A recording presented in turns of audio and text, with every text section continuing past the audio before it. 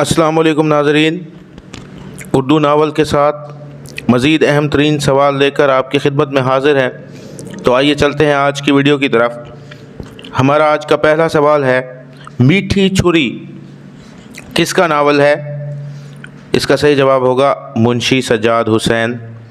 سوال نمبر 2، 100 سال بعد ناول کس کی تخلیق ہے؟ اس کا صحیح جواب ہوگا نسیم حجازی۔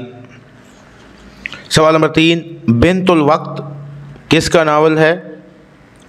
اس کا صحیح جواب ہوگا علامہ راشد الخیری۔ سوال نمبر 4، فائر ایریا کس کا ناول ہے؟ الیاس احمد گدی۔ سوال نمبر 5، نادید کس کا لکھا ہوا ناول ہے؟ جوگندر پال۔ سوال نمبر 6، خوشیوں کا باغ کس کا ناول ہے؟ اس کا صحیح جواب ہوگا انور سجاد۔ سوال نمبر 7، ٹھنڈی آگ کس کا ناول ہے؟ اس کا صحیح جواب ہوگا ابن صفی۔ سوال نمبر 8، سرحد کے اس پار کس کا ناول ہے؟ آنند لہر۔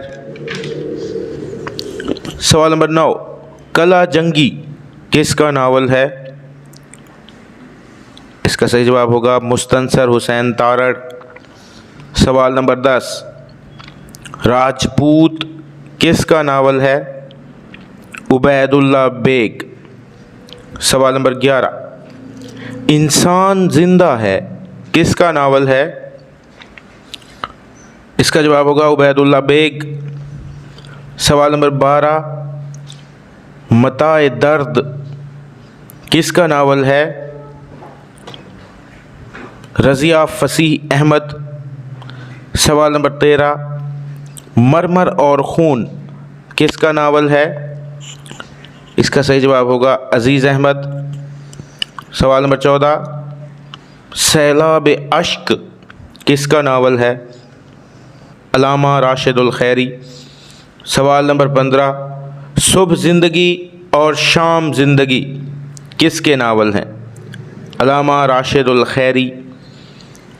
سوال نمبر 16، ایام عرب کس کا ناول ہے؟ عبدالحلیم شرر۔ سوال نمبر 17، کنول ناول کے خالق کون ہیں؟ ایم ڈی تاثیر۔ سوال نمبر 18، ایوان غزل کس کی تصنیف ہے؟ جیلانی بانو۔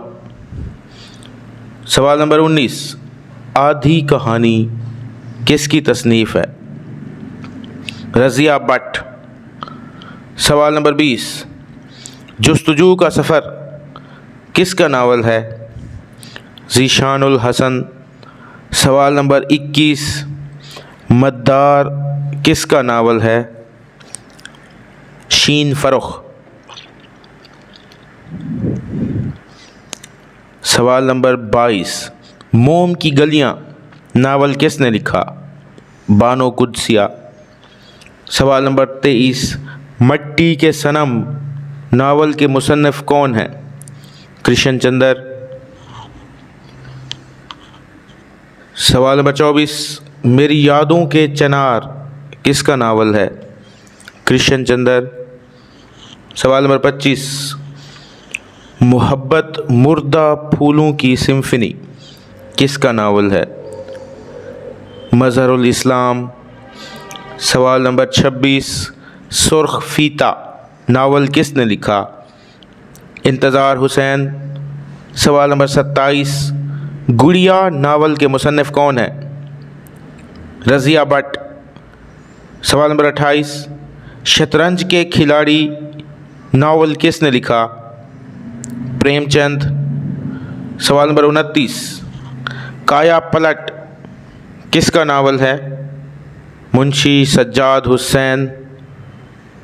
آخری سوال، امر بیل اور آب حیات کس کے ناول ہیں؟ عمیرہ احمد۔ یہ تھی ہماری آج کی ویڈیو۔ کل انشاءاللہ نئے معروضی سوالات کے ساتھ حاضر ہوں گے۔ اللہ آپ کا حامی و ناصر ہو۔